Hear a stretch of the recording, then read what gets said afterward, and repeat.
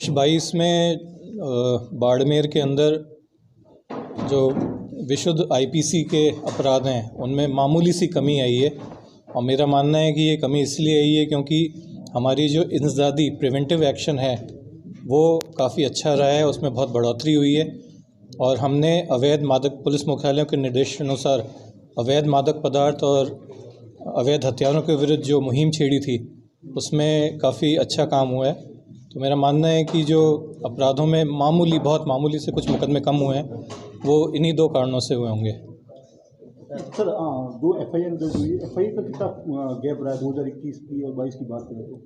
FIR में कुल मिला के 20-30 मुकदमे कम है। मैं भी अब आपको आंकड़ा एग्जैक्ट बता देता हूँ। गत वर्ष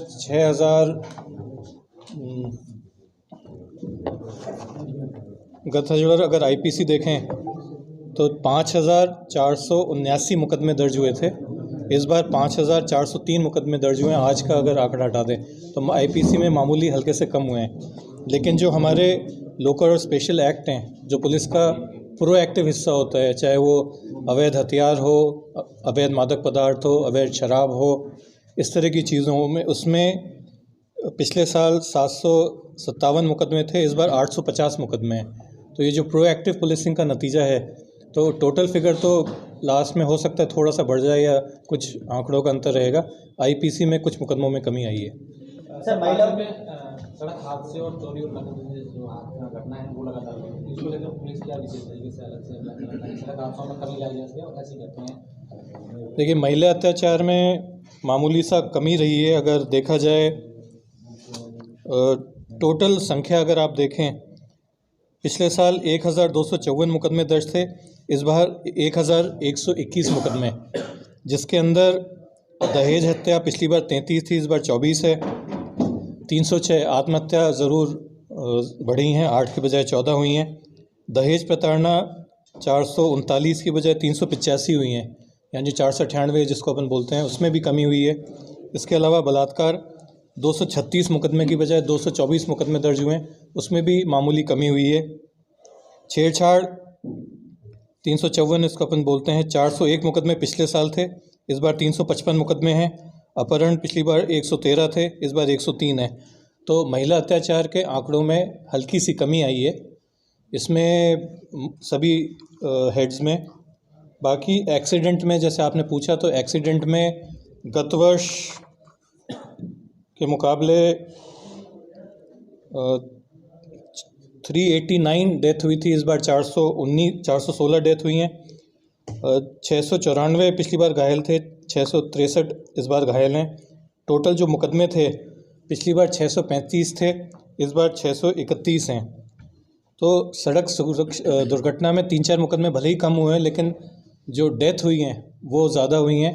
उसका सीधा जो सामने आ रहा है, एक तो तेज़ गति से चलाना, लापरवाही से चलाना, आमने सामने भिड़ंत होना, क्योंकि अपने जितने भी नेशनल हाईवे, स्टेट हाईवे हैं, वो चाहे 2 लेन हो चाहे 4 लेन हो, उसमें बीच में डिवाइडर नहीं है। मेरा मानना है कि जब भी आमना सामना जैसे ही भिड़ंत होती है उसमें ज़्यादा डेथ्स होती हैं, और वो आंकड़े भी इस बात को साबित करते हैं। तो हमारा एक चीज़ जिसमें चाहे इसको कमी बोल लें या इसको ये बोल लें कि अच्छा नहीं है, वो है दुर्घटनाओं में मृतकों की संख्या। इसके अलावा चोरी और नकबजनी का जो आपने पूछा था, तो चोरी में गत वर्ष से बेहतर किया है। जितनी रिकवरी हुई है उसकी प्रतिशत में भी इजाफा हुआ है, गिरफ्तार व्यक्तियों की संख्या में इजाफा हुआ है। दुपहिया और चौपहिया वाहन पिछले साल से ज़्यादा पकड़े हैं, पर भी उसके बावजूद भी व्यापक गुंजाइश है इसमें और कार्य करने की। तो जो हमारी कार्य योजना है वो आंशिक रूप से उस सफलता मिली है। विशेषकर चोरी और नकबजनी को देखें, उसमें हम लोग और अधिक प्रयास करने का कोशिश करेंगे। बाकी जो दूसरे मेजर हेड्स हैं, हत्या है, लूट है, डकैती है, उसमें लूट के 2-3 मुकदमों को छोड़ के शेष खुल चुके हैं। हत्या में एक भी अदम पता नहीं रहे। जितने भी बिना किसी सुराग के, बिना किसी उसके हत्याएं हुई थी, वो सब में 100% सफलता मिली है खुलने में। सर, एक कवास का जो एटीएम लूट की थी, उसमें कुछ से कहाँ तक हुआ है, कार्रवाई क्या हुआ? तो हमारे 2 मुकदमे जिसमें हमें सफलता भी नहीं मिली और जिस पे मैं मानता हूँ कि हम और काम कर सकते हैं। वो कवास में ATM लूट और एक बैंक की लूट हुई थी समदड़ी में, ये 2 मुकदमे नहीं खुल पाए हैं। इस पे हमारी टीमों ने काम किया पर दुर्भाग्यवश सफलता नहीं मिली, पर हमने अभी इसको छोड़ा नहीं है। अब साल शुरू होगा तो नए सिरे से वापस इसमें नई टीम गठित करके कोशिश करेंगे। मेरा व्यक्तिगत मानना है कि कितना भी बड़ा, कितना भी शातिर अपराध और अपराधी हो, कोई ना कोई ऐसा सुराग छोड़ के जाता है कि आप ढूंढते रहो तो कुछ ना कुछ मिलता ही है। तो ये 2 मुकदमे में इस साल हमें और काम करना पड़ेगा। इस साल से हिस्ट्री शीट कितनी ज़्यादा खुली है सर? कितने लोगों की खुली हुई है? हिस्ट्री शीट ज़िले में 450 के आसपास हैं, 435 ऐसी कोई संख्या। मैं अभी 2 मिनट में आपको बताता हूँ। हमने 438 नहीं खोली है 10 मतलब कितनी खेली है? 20 हिस्ट्री शीट हमने इस बार नहीं खोली है। हिस्ट्री शीट खोलने का मकसद ये रहता है कि जो व्यक्ति अपराधी और आपराधिक गतिविधियों पे है उस पे निगरानी रख सकें, उस पे अंकुश लगा सकें। जैसे ज़िले के चयनित 20 हार्डकोर अपराधी हैं, तो हमने पूरे साल उन पे काम करा और 13 को हमने पूरे वर्ष जेल में रखा 20 में से। तो वो उस तरह का हिस्ट्री शीटर्स पे भी प्रयास रहेगा कि उनको पाबंद भी कराएं, उनकी बेल अगर हुई है तो वो कैंसिल हो सके, और अन्य अपराधों में कहीं वांछित है तो उनको पकड़ा जा सके। सर NDPS की क्या स्थिति है? NDPS में और आर्म्स में ज़िले ने इस बार बहुत मेहनत करी, उसका नतीजा भी देखने को मिला। गत वर्ष 74 मुकदमे दर्ज हुए थे NDPS में, इस बार 127 मुकदमे दर्ज हुए हैं। पिछले साल से देखा जाए तो डोडा, अफ़ीम का दूध, स्मैक, MD, गांजा, इन सब में काफ़ी बढ़ोतरी हुई है। जो गिरफ़्तार व्यक्ति हैं उनकी संख्या में बहुत बढ़ोतरी हुई है। पिछले साल इस साल 166 लोग गिरफ़्तार हुए हैं, 30 वाहन जब्त हुए हैं, 15 किलो हीरोइन, 3800 किलो डोडा चूरा, 1 किलो स्मैक, 29 किलो अफ़ीम का दूध, 3 किलो अफ़ीम, 4 किलो गांजा, MD, ट्रेमाडोल, अफ़ीम के पौधे, ये सभी जब्त हुए हैं। आर्म्स एक्ट में 79 मुकदमे दर्ज हुए हैं, जिसमें 96 लोगों को गिरफ़्तार किया है, 7 वाहन जब्त किए हैं, 59 पिस्टल, 14 कट्टे, 7 टोपीदार बंदूक, 225 कारतूस और 23 धारदार हथियार बरामद हुए हैं। सर ये अवैध हथियार कहाँ से आते थे? वहाँ तक पहुँची है पुलिस जहाँ से वो? कुछ मुकदमों में हमारा कोशिश ये है कि हर एक मुकदमे में कहाँ से हथियार आ रहा है, कहाँ आगे तक जाएगा, दोनों साइड, आगे की पीछे। NDPS और हथियार में लगभग एक जैसी कार्रवाई रहती है कि कहाँ तो आगे जा रहा है और कहाँ से पीछे से आया है, उसको कवर करने का प्रयास करें। तो 2-3 मुकदमों में ये गए हैं, बाकियों में अनुसंधान जिनमें जारी है उनमें भी प्रयास करेंगे कि ये कहाँ से आए। अधिकतर MP और उस साइड के समदड़ी वाले केस में सफलता मिली। समदड़ी में जो मुकदमे दर्ज हुए थे उसमें हम पीछे सप्लायर, और कोशिश तो मेरी ये है कि मैन्युफैक्चर तक भी पहुंच जाएं। उसमें इतनी लेयर्स बीच में आ जाती हैं, थोड़ी कठिनाई होती है, पर कोशिश है कि वहाँ तक भी पहुँच जाएँ। पुलिस मुख्यालय के भी ये निर्देश हैं, स्वयं महानिदेशक पुलिस महोदय ने हमें यही निर्देश दिए थे कि कड़ी से कड़ी जोड़ते हुए सप्लायर और जहाँ मैन्युफैक्चर होता है वहाँ तक पहुँचने का प्रयास करो। सर युवाओं के पास ये जो हथियार लेके वो ये शौक के रूप में लेके रहे हैं या रुतबा दिखाने के लिए ये रख रहे हैं या फिर तस्कर लेके ले रहे हैं? तीनों चीज़ें। एक तो सोशल मीडिया के जितने फ़ायदे हैं उतने नुकसान भी हैं, चाहे उसमें फ्रॉड क्राइम को लेके हो या युवाओं में हथियारनुमा कोई सी वस्तु को दिखा के अपना वीडियो बनाने का और उसको सोशल मीडिया पर डालने का ट्रेंड हो। दूसरा, अवैध गतिविधियों के लिए, चाहे वो तस्करी हो, चाहे चोरी हो या लूट हो, उसके लिए इन हथियारों को प्रयोग करना, या आपसी रंजिश में, जैसे कि रामसर में जो हत्या हुई थी उसमें यही हुआ था, आपसी रंजिश और लड़ाई में उन हथियारों का प्रयोग करना।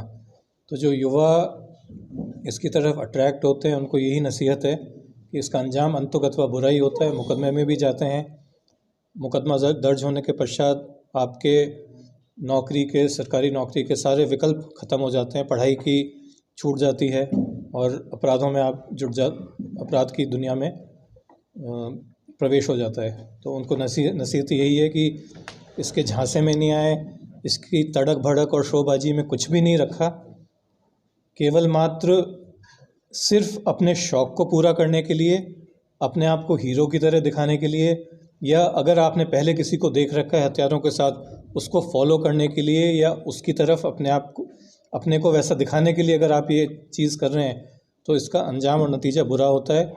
इसमें सोशल मीडिया पे निगरानी भी सोशल मीडिया मॉनिटरिंग सेल बन गई है, और अक्सर कोई होता है और कोई जना उसका विरोधी होता है तो वो भी सूचना दे देता है, तो उसमें फिर विधिक कार्रवाई होती है। अब तो सर डीजीपी की ओर से ये भी कहा गया है कि जो तस्कर है, जो हथियार वगैरह सोशल मीडिया उनके जो फॉलोअर्स है उन पर भी निगरानी रखी जाएगी, उनके खिलाफ भी कार्रवाई की जाएगी। बिल्कुल सही कहा आपने कि जो सोशल मीडिया पे हथियारों के साथ दिखाते हैं अपने आप को या प्रदर्शन करते हैं, कोई चीज़ देखते हैं, उनके जो फॉलोअर हैं, कोई लाइक कर रहे हैं उनको या साझा कर रहे हैं उनकी चीज़ों को, उनके ऊपर भी निगरानी रखी जाए, और अगर विधिक कार्रवाई की श्रेणी में आए तो उन पर विधिक कार्रवाई भी हो।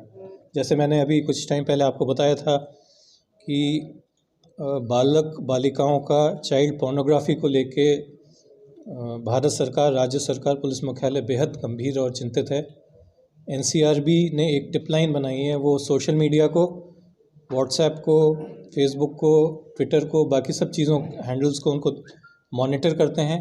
वहाँ पे अगर चाइल्ड पोर्नोग्राफी का कोई मैटर होता है तो उसकी टिप राज्य सरकार को भेजते हैं और ज़िला मुख्यालय से हर एक ज़िले में पहुँचती है।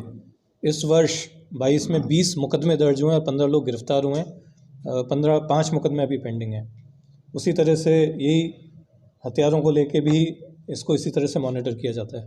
सर 2022 बजरी खनन को लेकर आपके लिए चैलेंज रहा है, किस तरह की कार्रवाई हुई बजरी खनन?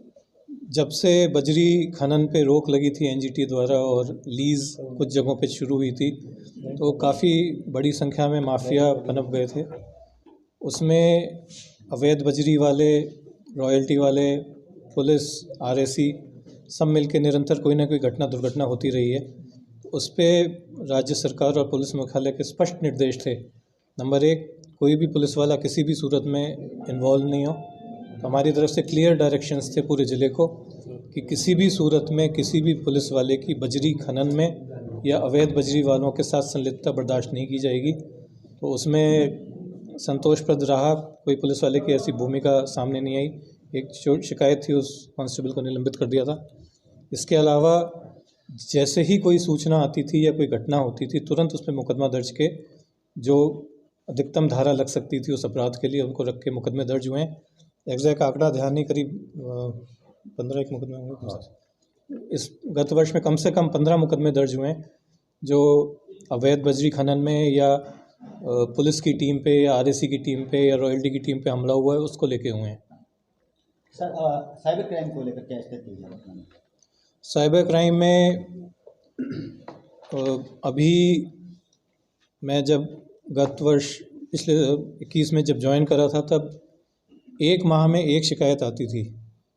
अब प्रत्येक सप्ताह 2 शिकायत आती है, अर्थात 12 शिकायतें जो थी वो बढ़ के 100 से ऊपर क्रॉस हो गई, यानी कि 10 गुना बढ़ गया होगा। तो ये सिर्फ बाड़मेर में नहीं हुआ, पूरे राजस्थान और पूरे हिंदुस्तान में हुआ होगा। उस साइबर क्राइम से कमर कसने के लिए पुलिस मुख्यालय के जो हमें निर्देश मिले हैं और जो कार्रवाई चल रही है उसमें एक तो साइबर थाने का गठन हुआ है जहाँ पे डीवाईएसपी रैंक का अधिकारी एसएचओ रहेंगे। 15 लोगों को वहाँ पे पदस्थापित किया गया है और राजस्थान पुलिस ने 3 स्थानों को चिन्हित किया है उन लोगों को प्रशिक्षण दिलाने के लिए। एक आरपीए, एक बेंगलोर का इंस्टीट्यूट है, तीसरा मेरे को नाम ध्यान नहीं आ रहा। उन 3 स्थानों पे जो साइबर क्राइम थाने में पदस्थापित लोग हैं उनको अच्छी तरह से प्रशिक्षित किया जाएगा, क्योंकि अभी मैं मानता हूँ वर्तमान परिस्थिति में इस समय आज की तारीख में साइबर क्राइम इस गति से बढ़ा है और साइबर क्राइम करने वाले इतने शातिर हैं कि हमारी पुलिस इस समय उनको मुकाबला करने के लिए नाकाफ़ी है। तो साइबर क्राइम थाने के गठन के बाद, इनके प्रशिक्षण के बाद में इन प्रशिक्षित लोगों से प्रत्येक थाने पे भी प्रशिक्षण दिलाया जाएगा ताकि हर एक थाने पे उस पर अंकुश लगाया जा सके उनकी गतिविधियों पे। सर 2022 में सबसे चैलेंजिंग क्या रहा पुलिस के लिए? देखिए, प्रत्येक दिन नए चैलेंज लेके आता है, चाहे कानून व्यवस्था के हों चाहे अपराध के हों। मेरे को इस बात की खुशी है कि बाड़मेर पुलिस में मेरे साथियों ने, पुलिस मुख्यालय ने जो निर्देश दिए थे उनको काफ़ी हद तक उसकी पालना करने में सफल रहे हैं, विशेषकर अवैध मादक पदार्थ और अवैध हथियार। तो सबसे बड़ा चैलेंज तो अभी भी वही है। मेरा मानना है कि हमने इतनी कार्रवाई कर ली, उसके बावजूद कितनी कार्रवाई और की जा सकती है। दूसरा, कुछ अनसुलझे प्रकरण थे, गंभीर प्रकृति के थे, चाहे धोरीमना में मूक बधिर युवती के साथ में दुष्कर्म की बात हो, या एक युवती के साथ एक लाल बाबा द्वारा किए गए कृत्य से जिससे वो गर्भवती हुई थी और गर्भपात हुआ था उसका हो, और फिर वो 11 महीने उनको पीछा करना पड़ा। तो ये एक सड़क दुर्घटनाएं जो बढ़ रही हैं निरंतर, वो हमारे लिए एक तीसरा चैलेंज है। बाकी महिला अपराध, SC ST, कमज़ोर वर्ग, इनके प्रति जो अपराध होते हैं उस पे पुलिस मुख्यालय और ज़िले की प्राथमिकता रहती है। उसको मैं चैलेंज नहीं मानता क्योंकि वो नियमित कार्यों में से हमारे एक है। चैलेंज मेरे लिए इस समय जो युवाओं में नशे का प्रचलन बढ़ रहा है, एक तो ये है सबसे ज़्यादा, उस पर किस तरह से अंकुश लगाएं, कैसे रोक सकें। दूसरे, अवैध हथियार इतनी आसानी से जो उपलब्ध हो जाते हैं उनको चेन बना के जहाँ से मिल रहे हैं उस कड़ी तक पहुँचना, ये हमारा सेकंड चैलेंज है, इस पे हमें काम करना है। तीसरा चैलेंज दुर्घटनाओं, सड़क दुर्घटनाओं को लेके है, लेकिन उसमें जहाँ एक घर में पहले एक दुपहिया वाहन होता था, वहाँ अब 2-2, 3-3, 4-4 चौपहिया वाहन है। तो गाड़ियों का घनत्व इतना ज़्यादा बढ़ गया है सड़क पे, सड़क की क्वालिटी अच्छी बढ़ गई है कि स्पीड वो बढ़ा देते हैं। तो तीसरा चैलेंज वो मुख्य उभर के आ रहा है सामने। सर, नया साल का जश्न भी हुआ, तो पुलिस की तरफ से किस तरह की व्यवस्था ताकि शांति व्यवस्था जिले में बनी रहे? अभी नववर्ष के उपलक्ष्य में प्रदेशवासियों को, बाड़मेर निवासियों को, आप सबको भी, मीडिया साथियों को भी शुभकामनाएं, बधाई। नववर्ष सबके लिए मंगलमय हो।